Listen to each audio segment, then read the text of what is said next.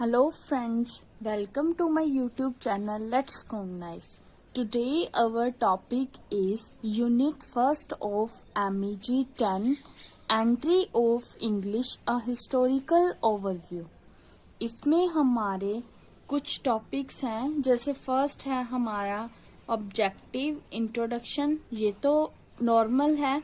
First topic है हमारा the process of a language unfolding itself. Second है हमारा introducing language from a position of power. और next है हमारे इसके 4 faces, means to say introduction of English in India के 4 फेसेस हैं, 1, 2, 3, 4। इस वीडियो में हम फर्स्ट 2 टॉपिक डिस्कस करेंगे, the process of a language unfolding itself. Next है हमारा ये वाला। नाउ हम स्टार्ट करते हैं रीड ऑब्जेक्टिव्स। यहाँ साइड पे मैंने इंग्लिश टू हिंदी ट्रांसलेशन दी हुई है, मीनिंग्स दिए हुए हैं। अगर आपको किसी चीज का भी मीनिंग नहीं पता चलता तो आप यहाँ से देख सकते हैं। This unit will take you into extremely fascinating area of interaction between history and culture. इस यूनिट में क्या दिखाया गया है, इसका मेन उद्देश्य क्या है, इंटरेक्शन है हिस्ट्री और कल्चर में। इस एरिया को काफी आकर्षित किया गया है। Ordinarily we study a trend, हम इस ट्रेंड की बात करेंगे। An author or a literary work in isolation from the time in which these emerge and are shaped. Author और जो लिटरेरी वर्क था वो क्या था, उस टाइम पे इमर्ज कर रहा था, मीन्स टू से उभर रहा था और शेप कर रहा था, शेप बन रही थी उस टाइम पे उसकी। Here on the other hand you will view a language in the process of evaluation from the point it was introduced into the life of a nation to the point when it became a self-propelling full-fledged entity। इसमें उन्होंने क्या कहा है, हम क्या है English language means to से language की विकास की प्रक्रिया को देख सकते हैं। इसमें क्या है, लाइफ ऑफ अ नेशन को इंट्रोड्यूस किया गया है और खुद एक लैंग्वेज क्या बन गई है, self propelling full fledge entity बन गई है। You will also be face to face with a number of important things that contributed to a linguistic phenomena moving inexorably towards a socio-ideological and cultural event never to be taken apart from the soil in which it was implanted। इसमें क्या है, कुछ important things है, जो जरूरी चीजें हैं उन्हें फेस टू फेस इंटरेक्ट किया गया है और इसका लिंग्विस्टिक में कंट्रीब्यूशन की गई है। और क्या है, सोशो आइडियोलॉजिकल मतलब सामाजिक विचारधारा और कल्चरल इवेंट ऐसे दिखाया गया है जैसे हम उसे उसकी मिट्टी से अलग नहीं कर सकते, जिसमें उसे इम्प्लांट किया गया, मीन्स टू से उस लैंग्वेज को हम उससे अलग नहीं कर सकते जिसमें उसे बनाया गया हो। Let us look at What English means in India text। India text में इंग्लिश का क्या मीन्स है, यही हमने देखना है। नेक्स्ट है हमारा introduction. English in India is a truly broad field. English है जो इंडिया में काफी ब्रॉड फील्ड है, ब्रॉड एरिया है। इनकम्पासिंग होता है शामिल, in time more than 2 eventful century and in geographical space countries as far apart from each other as eastern and western sides of the globe। इसमें क्या है, वो 2 या 2 से ज्यादा इवेंट्स को शामिल किया गया है, जिसमें क्या है, जो ज्योग्राफिकल स्पेस है कंट्रीज की उनको एक दूसरे से अलग करने की और ईस्टर्न और वेस्टर्न साइड, ग्लोब की ईस्टर्न और वेस्टर्न साइड को अलग करने की बात की गई है। The happening of European language in the mid of an alien culture over a long period of time should be considered a phenomena meriting close investigation and study। इसमें क्या है, जो एलियन कल्चर है हमारा उसमें यूरोपियन लैंग्वेज की बात की गई है, काफी लॉन्ग पीरियड की बात की गई है। इसमें क्या है, इन्वेस्टिगेशन की गई है लैंग्वेज की और स्टडी की गई है। नेक्स्ट है हमारा in our context it would be particularly useful to go into the question of a powerful outsider seeking to willfully subjugate a community caught in its own queer dialectical of existence। इसमें main outsider बंदे की powerful की बात की गई है, मतलब शक्ति की, जो खुद को एग्जिस्ट करने की बात करता है। The outside force and the indigenous pattern of trend got so intertwined in the early 19th century. इसमें क्या था, जो आउटसाइड फोर्स थी और जो इंडिजीनियस पैटर्न मतलब स्वदेशी पैटर्न था, वो क्या थे, इंटरवाइंड, एक दूसरे के साथ मिल गए थे early of the 19th century में। That each seem to be guided by the other in its pursuit of growth और सर्वाइवल, मतलब जो जीवित जी रहे थे और ग्रोथ बना रहे थे अपनी। ऐसे लग रहा था जो ग्रोथ बनाने के लिए और जीने के लिए एक बंदा ही दूसरे बंदे को गाइड कर रहा है। The next section will deal with what I call, next section है हमारा process of language unfolding itself. Now start next topic, the process of language unfolding itself. The 20th century India saw an entirely different kind of resistance by the native to the foreign rule। 20th century में क्या देखने को मिलता है, अलग अलग प्रतिरोध natives के द्वारा फॉरेन रूल्स के लिए, नेटिव का फॉरेन रूल्स के प्रति प्रतिरोध। Unlike what was witnessed in the 19th century, 19th century में देखा गया है ये प्रतिरोध। The former had honed their political skills to such an extent that the tussle between the two went far beyond the economic, it's become more and more hegemonic। इसमें क्या था, झगड़ा था, टसल होता है झगड़ा, जो झगड़ा है वो इकोनॉमिक के बियॉन्ड हुआ और ये ज्यादा से ज्यादा क्या बन गया, हेगमोनिक। नेक्स्ट है हमारा purpose in this course is to connect the 19th century social struggle against the British with the 20th century hegemonic tussle, a tussle aimed at transforming attitude and winning minds।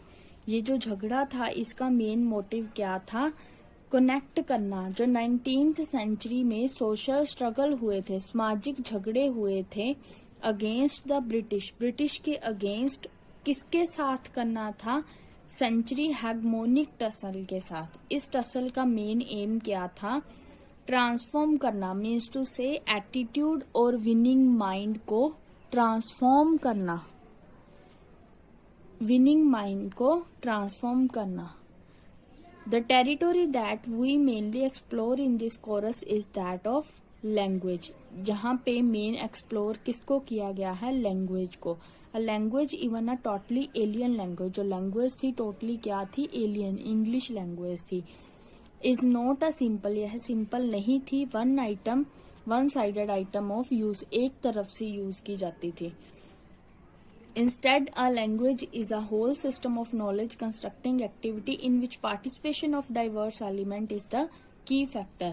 ये क्या था, जो language थी ये पूरा system था, constructing मतलब knowledge constructing activity थी, नॉलेज बेस्ड थी, जिसमें क्या थे, डिफरेंट एलिमेंट थे, की फैक्टर थे। This takes us straight into the area of literature.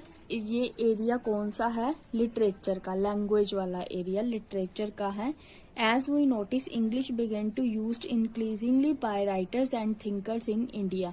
आपने नोटिस किया ही होगा ये जो इंग्लिश है ज्यादातर राइटर और थिंकर्स के द्वारा यूज की जाने लगी उस time. Such a phenomena of use necessitated a deep understanding of Western work and trend and mastery over a language to the level that one experiment and struggle within it describe and put across one intent.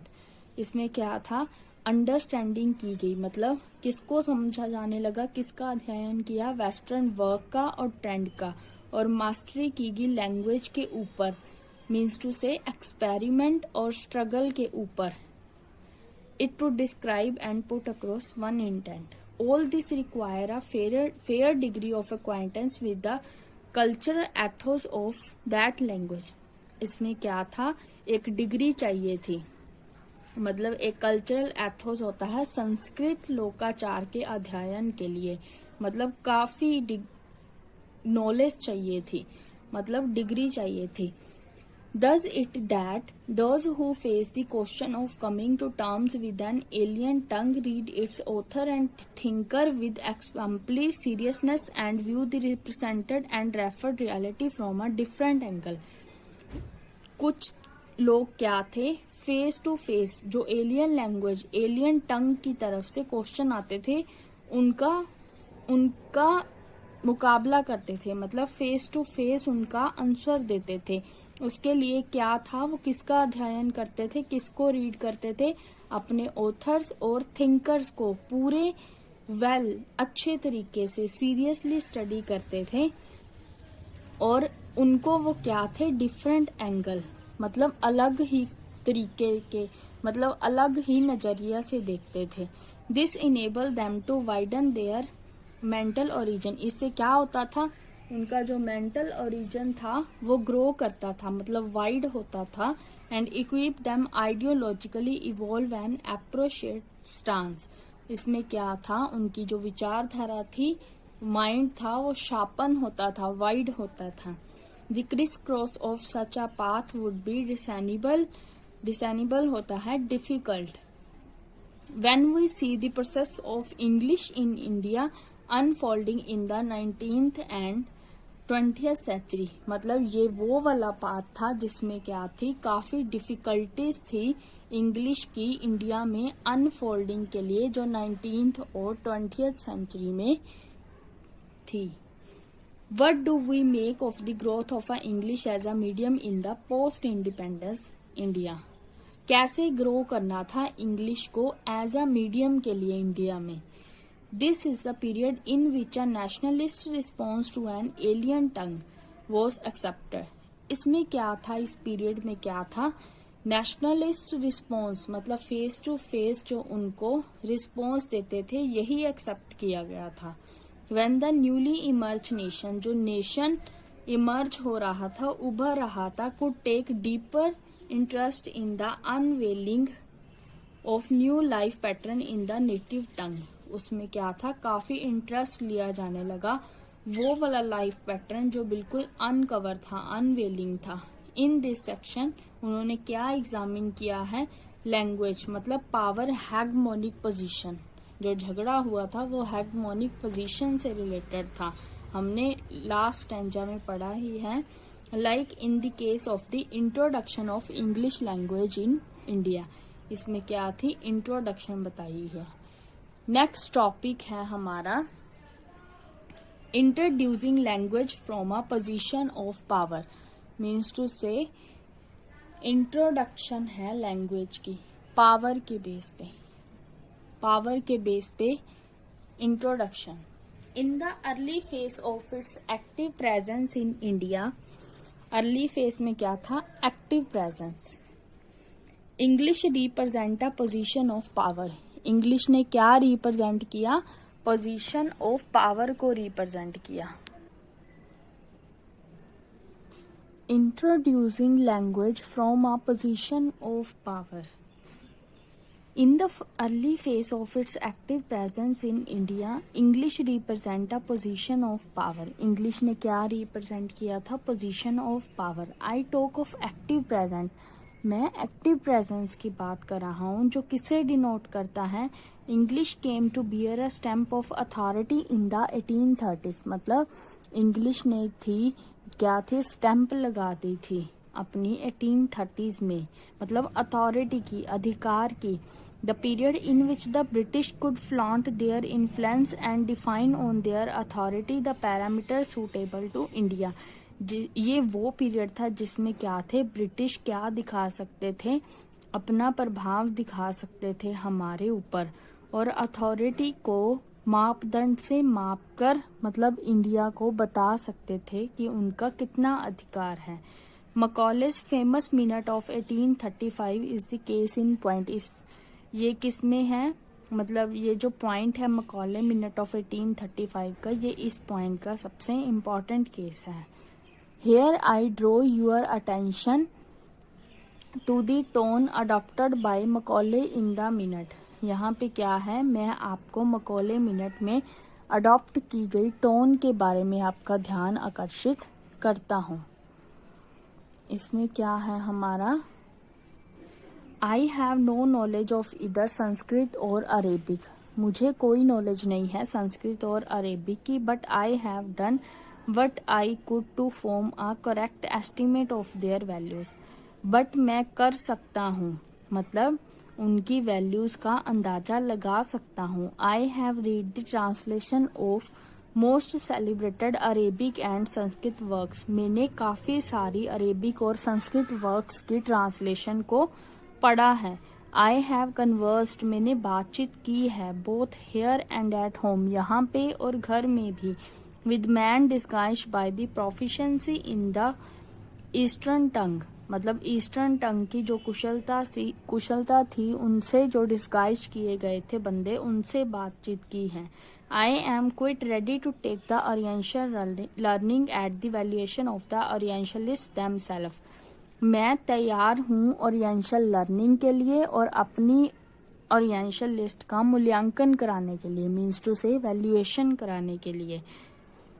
I have never found one among them who could deny that a single shelf of good European library was worth the whole native literature of India and Arabia.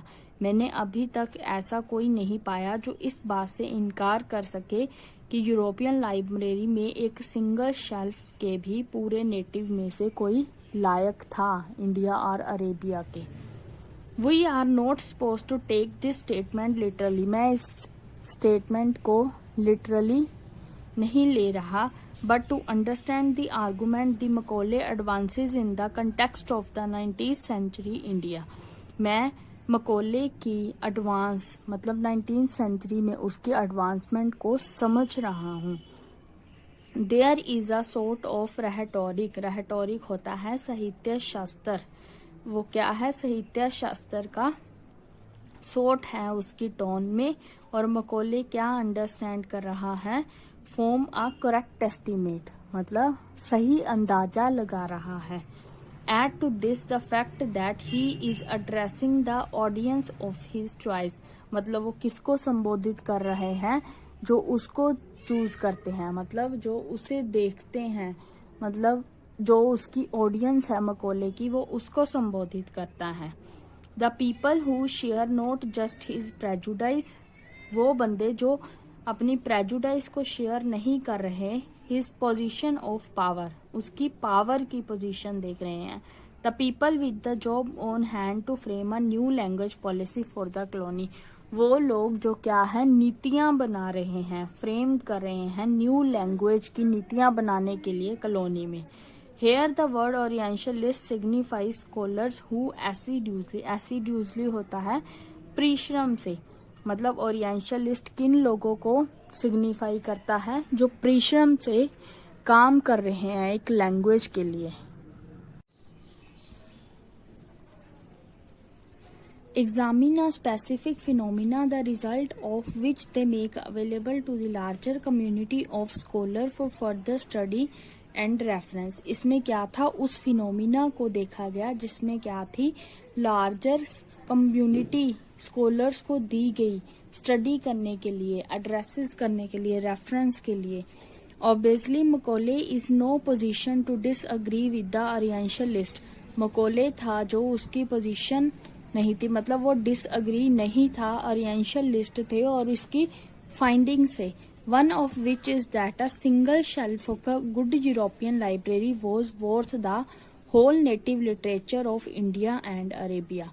India और Arabia के native literature में यही एक good European library के single shelf को के लिए authorise था. The second point I make with reference to this statement. Second point क्या है? रेफरेंस करता है इस स्टेटमेंट को. Macaulay has specifically commented here on the Oriental learning. जो मकोले है वो किस पर कमेंट करता है? ओरिएंटल लर्निंग पर, ना कि जो इंडियन क्रिएटिव टैलेंट है, मतलब इमेजिनेशन पर कमेंट नहीं करता था. ऐसे नहीं कि जैसे इंडियन क्रिएटिव है जो उभर रही है. To him celebrate Arabic and Sanskrit works. क्या है? उसके लिए सेलिब्रेट किए गए अरेबिक और Sanskrit work do not contain what he calls oriental learning. मतलब उसमें ऐसा कुछ भी नहीं था जिसे ओरिएंटल लर्निंग कहा जाए. The European orientalist particularly thus in the 19th century. European orientalist 19th century में वो थे जो क्या थे? नॉलेज और स्टडी को देखते थे. That field of investigation in which new finding, मतलब उन फील्ड में थे जो न्यू फाइंडिंग्स को इन्वेस्टिगेट कर रहे थे, मतलब फर्दर नॉलेज को. इन नेचुरल और सोशल लाइफ में, मतलब नई नई इन्वेस्टिगेशन करते थे, उनको बोला जाता था ओरिएंटलिस्ट. ओरिएंटल लर्निंग, जो नई चीजें सीखते थे और जो बनाते थे, उनको बोला जाता था orientalist. Yet what has come out most strongly in the statement of Macaulay is what Edward Said. Edward Said ने किसके बारे में क्या कहा था? Word, the text and the critic. इनके बारे में क्या बोला था सायड ने? Macaulay was an ethnocentric opinion. Ethnocentric opinion क्या होता है? मतलब उस पीपल और कल्चर को खुद देमसेल्फ स्टडी करना. ये लिखा हुआ है यहाँ पे, evaluate people and culture according to own culture. मतलब इवेल्युएट, उस पीपल और कल्चर को इवेल्युएट करना उनके ही कल्चर के according. He was speaking from a position of power where he could translate his opinion into the decision. मतलब ये पोजीशन ऑफ पावर ऐसी थी जिसमें वो अपने ओपिनियन को डिसीजन में चेंज कर सकता था. मेक एन इंटायर सब कॉन्टिनेंट ऑफ नेटिव्स. मतलब उसमें से कोई भी नेटिव ऐसा नहीं था जो खुद को दिखा सके अपनी ही लैंग्वेज में. This in fact is what happened. वास्तव में यही हुआ. In turn this validated the culture to itself by providing a precedent and a case by which superiority and power are lost both in rhetoric of belonging. इसमें क्या था? Power और स्पिरिटी को दिखाया गया. किसके रिलेटेड? रेटोरिक मैंने आपको बताया था पहले क्या होता है, साहित्य शास्त्र, और at home so to speak, और साहित्य शास्त्र जो एडमिनिस्ट्रेशन के रिलेटिव था. ये दोनों क्या थे? इंटरचेंजेबल थे. इसमें क्या था? मकौले के व्यूज को बताया गया है और मकौले के बारे में जो एडवर्ड ने कहा है उसके बारे में बताया गया है. टू दिस एक्सटेंट दस Macaulay says could be considered seriously. इसमें क्या है? मकौले ने सीरियसली कंसीडर किया है. क्लोनियस्ट बाइस नोट विद स्टैंडिंग, मतलब क्लोनियस्ट जो बाइस है उसे अंडरस्टैंड नहीं किया. From here onward let us divided our discussion about English. किसके बारे में डिस्कस किया गया? ये जो इंग्लिश है इंडिया में, इसके 4 पार्ट्स हैं. I do this take you to into the context in which English once introduce. इसमें इंग्लिश को कैसे इंट्रोड्यूस किया गया? स्ट्रेंथ टू स्ट्रेंथ, मतलब पावर से पावर तक, ताकत से ताकत तक हमारी कंट्री में. इसके क्या है? 4 पार्ट्स हैं. फर्स्ट पार्ट यहाँ से है. द फर्स्ट फेज है जो इसमें क्या है? पॉलिसी क्रिएट की गई है जिसमें क्या है? एलियन लैंग्वेज को इम्पोर्टेंस दी गई है. मतलब उसके लिए सुपीरियर थिंकिंग और कल्चर्स के व्यूज बताए गए हैं. क्या है? फ्रेमवर्क बनाया गया है, पॉलिसी बनाई गई है जिसमें एलियन लैंग्वेज को प्रायोरिटी दी गई है। सेकेंड फेज है in which English started making a dent. इसमें क्या है, इंग्लिश ने क्या है, डेंट करने स्टार्ट कर दिए गए हैं हमारे लीव्स को, और उसने इंग्लिश ने हमारे क्या है आइडियाज और वैल्यूज को काफी इन्फ्लुएंस किया है, काफी प्रभावित किया है। The third phase marked by the dialectical. Third phase में क्या है, जो स्कैंड्रियो है इंग्लिश लैंग्वेज का, ये उसको सपोर्ट भी करता है और उसके अपोजिंग भी है। और इसमें क्या इम्पैक्ट दिखाया गया है, नेशनलिस्ट साइके की ग्रोइंग का इफेक्ट दिखाया है। मतलब इसमें नेशनलिस्ट की ग्रोइंग पर काफी प्रभाव पड़ा है। और फाइनल अटेनमेंट किसकी दी गई है, फ्रीडम की। और फोर्थ फेज इसका क्या है, पोस्ट इंडिपेंडेंस इंडिया, जिसमें किसको विटनेस दी गई है, इंग्लिश की रेजिस्टिंग को और अडॉप्टिंग को। इसमें क्या है, एक नया स्कैंडियो इमर्ज किया हुआ है कंट्री का, मतलब नई उमंग उभर आई है कंट्री में। फोर्थ फेज में इसमें क्या है, इंग्लिश को अडॉप्ट करने की बात की गई है। ये थे हमारे चारों फेज। नेक्स्ट टॉपिक में हम इन चारों फेज में डीपली पढ़ेंगे। I refer to the social development. मैं किस चीज को रेफर करता हूँ, सोशल डेवलपमेंट को और पोलाइटी और कल्चर को, जिसको इस पीरियड में अनफोल्डेड किया गया है। टाइम फ्रेम इसका क्या है, फर्स्ट हाफ है 19th सेंचुरी का 1857 तक, 1857 से लेके 1880 when nationalist struck roots organizedly, last decade of the 19th century 1947 and the post independence period इसका क्या था, ये दिया गया है। फर्स्ट फेज का टाइम पीरियड 1800 1857। ये थे हमारे फर्स्ट दो टॉपिक।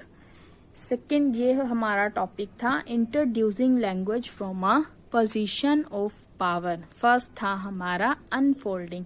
आई होप आपको ये दोनों टॉपिक अच्छे से समझ आ गए।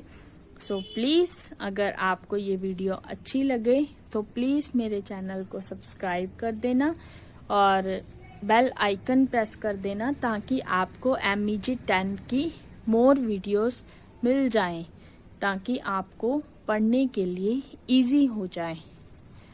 और नेक्स्ट वीडियो में मैं लेके आऊंगी आपके लिए 4 phases, first, second, third, fourth. Thank you guys, bye bye, have a nice day.